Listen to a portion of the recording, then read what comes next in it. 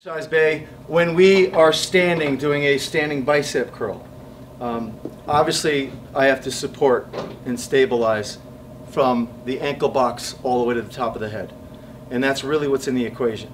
So on exercise bay, we're going to talk about exit entry points in the body, anchoring points and exit entry points. Right now she's going to be holding onto dumbbells, and everything is kind of trickling through the system from her arms into her ischial tuberosities, in her sit bones, into her butt. And then it's going to trickle back up.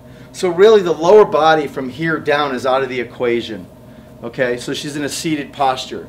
In regards to bodybuilding and hypertrophy and putting optimal stimulus in a region, elbow flexion is the goal here, seated would be far superior than standing. Okay. Just think about a pebble going to a puddle. It originates in and emanates out, rings out from the core. You get less of that type of analogy when you're seated.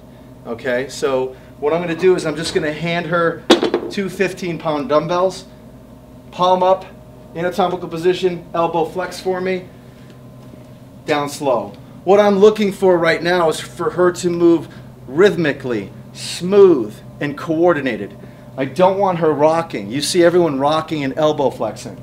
If you get super heavy and you have to rock and elbow flex, do you really think your biceps are creating all that stimulus and flexing the elbow? No. You're adding a host of disproportionate forces throughout the system just to get the dumbbell up. It looks cool, but you're not getting any bigger biceps by rocking and shoulder flexing. I'm sorry.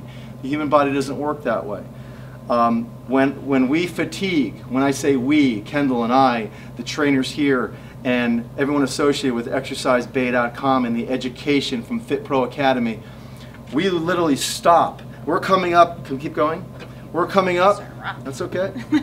We're coming up and we're holding, and we come up to a point where we just can't lift the load, and we stop here and we'll shake, literally shake, and drop the weight without rocking and adding all these motions. I'm going to take these from you.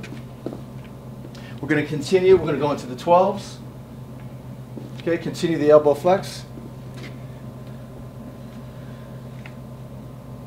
Now, a lot of the research will show a certain tension window, okay, for muscle hypertrophy.